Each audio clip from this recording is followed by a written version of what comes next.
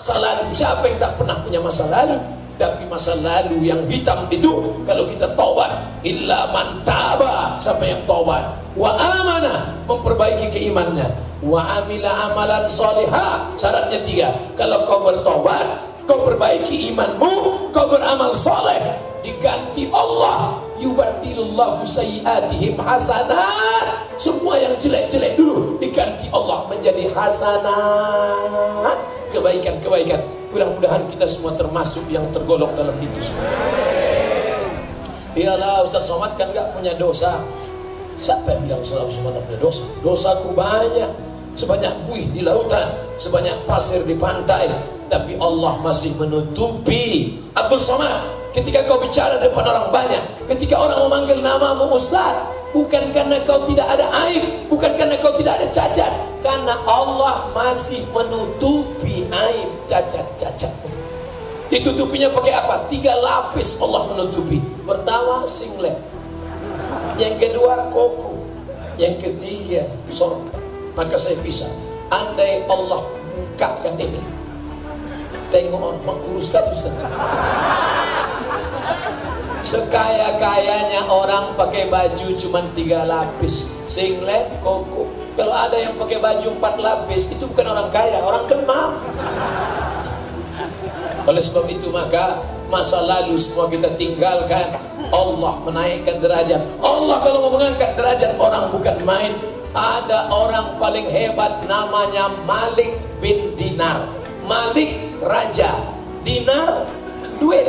Malik bin Dinar king, son of money. Raja anak duit. Tak ada orang paling hebat dari dia. Semua dia pakai, minum khamar, mabuk, narkoba, berzina, main judi, semua dia lakukan. Sampai akhirnya dia punya anak kecil. Anak kecil cantik jelita, dia peluk, dia cium. Anak kesayangan itu mati. Dan dia down. Kenapa anakku mati? Sampai akhirnya dia mimpi suatu malam, malaikat membawa dia masuk ke dalam neraka. Dan ketika tangannya sudah masuk ke dalam neraka, datang anaknya yang kecil itu menarik dia dan selamat dia dari neraka. Dan ketika dia terbangun, dia tengok tangannya gosong. Mikir dia, mimpi aja gosong, apalagi kalau masuk beneran. Maka sejak itulah dia bertobat. Allah kalau berikan jalan luar biasa. Ada satu lagi namanya Bishri Al-Hafi. Hafi artinya orang tidak mau pakai sendal, karena kata dia kalau pakai sendal hina, tak layak aku pakai sendal. Awalnya pecandu, pemabuk, peminum, pezina, perampok, pembunuh, sampai akhirnya dia sedang mabuk berat. Suatu malam ketika dia mau pulang ke rumah, hujan lebat, air mengalir, nampaknya tulisan kaligrafi Bismillah sedang hanyut.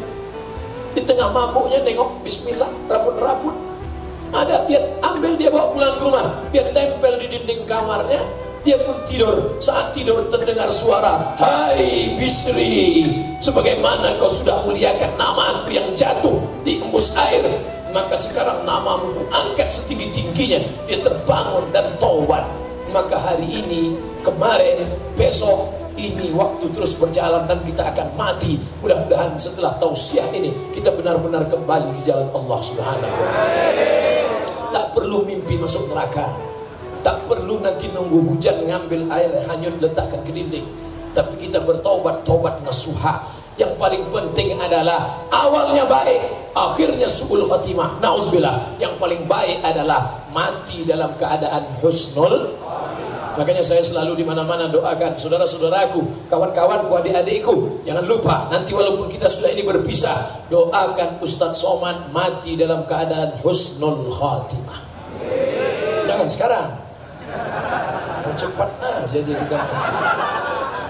Tadi saya mulai ceramah jam 1, sekarang jam 2. Berarti saya sudah ceramah 60 menit. Di mana-mana saya ceramah 60 menit sesuai yang tertulis di botol minuman 600 ml. Tapi khusus di Rutan Salemba harus ada bonus tambahan. Bapak Ibu yang dimuliakan Allah Subhanahu wa ta'ala, maka sholat sunnatlah engkau. Ustaz, saya nggak ada hafal ayat, ayatnya cuma kul huwallah aja, nggak apa-apa. baca kul huwallah. Ada sahabat Nabi namanya Qatadah bin Nu'man, sholat malam dari isya sampai subuh ayatnya nggak ganti-ganti, kul huwallah terus. Jadi kalau dibuka catatan awalnya, sholat isya kul huwallah, sholat tahajud kul huwallah, sholat witir kul huwallah, sholat subuh kul huwallah. Keterangan SDA, SDA, SDA, SDA. Sama dengan atas, sama dengan atas, sama dengan atas, sama. Ya Rasulullah, ya ini ada orang, siapa namanya? Qatadah bin Nu'man. Kenapa dia? Dia sholat, ayatnya apa? Kul huwallah nggak ganti-ganti. Apa kata Nabi? Innaha la ta'dilu thulutsal Qur'an. Satu kul huwallah sama dengan sepertiga Al-Quran. Maka tadi malam dia sudah khatam Quran beberapa kali. Sepertiga, sepertiga, sepertiga. Makanya nanti kalau ada saudara-saudaraku yang sholat jadi imam, ayatnya kul huwallah, ada yang ngejek, kok kenapa ayatnya kul huwallah aja? Aku hafal ayat yang lain bro, cuman aku ingin khatam Quran beberapa kali. Ustaz, ada WA masuk, Ustaz Somad, ya saya setiap kali baca kul huwallah selalu ingat Ustaz Somad ketika mengucapkan kul huwallahu ahad, Allahu somad. Saya kalau yang WA gitu bapak-bapak nggak apa-apa, ini anak gadis pula. Godaan setelah sebelum sholat, godaannya khamar, godaannya miras, godaannya narkoba, godaannya harta. Setelah sholat, godaannya setan senantiasa berbisik, kau yang paling hebat, kau yang paling alim, kau yang paling tobat, kau yang paling. Maka rasakan bahwa dirimu hina, rendah. Tengok tanah-tanah, tengok lubang tanah. Engkau dari tanah Abdul Somad, naik ke atas tanah dan kau akan mati masuk ke lubang tanah. Kita ini semua bapak ibu, kita ini semua dari tanah. Betul kita ini dari tanah Pak Ustaz, ya? Kalau memang dari tanah, kenapa sifatnya beda-beda? Ya sama, tanah kan beda. Ada tanah bagus, ada tanah sengketa. Nanti kalau kita lihat ada teman kita itu agak apa? Kau udah tanah sengketa. Jangan.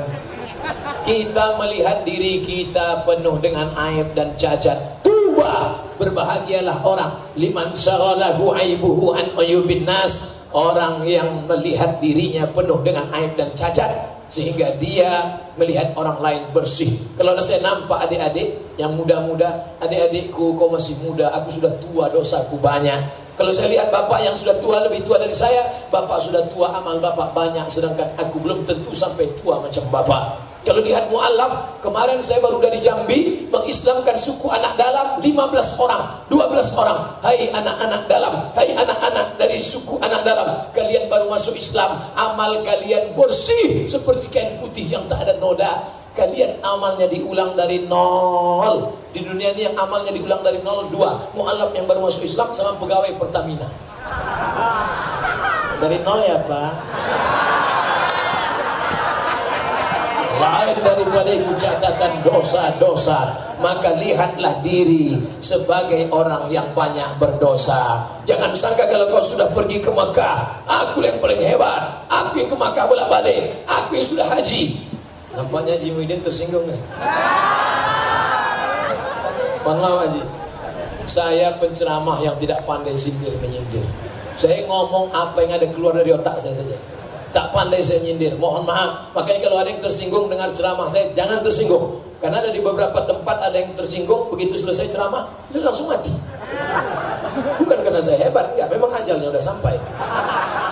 Saya nggak mau nyinggung jamaah. Karena pernah ada pengurus masjid, Ustaz, tolong ngomong nanti ke jamaah, siapa yang sudah bersedekah semen, bersedekah wakaf, bersedekah duit, infak untuk masjid, diminta lagi, maka sama seperti anjing yang menjilat muntahnya. Untuk apa? Karena ada jamaah yang udah sedekah ngambil duitnya lagi. Coba Ustaz ngomong tentang itu. Saya pun ceramahlah. Siapa yang meminta sedekahnya sudah dia berikan ke masjid, dia minta lagi seperti anjing yang menjilat muntahnya. Selesai pengajian, gimana? Mohon maaf Pak Ustaz, yang disindir gak datang.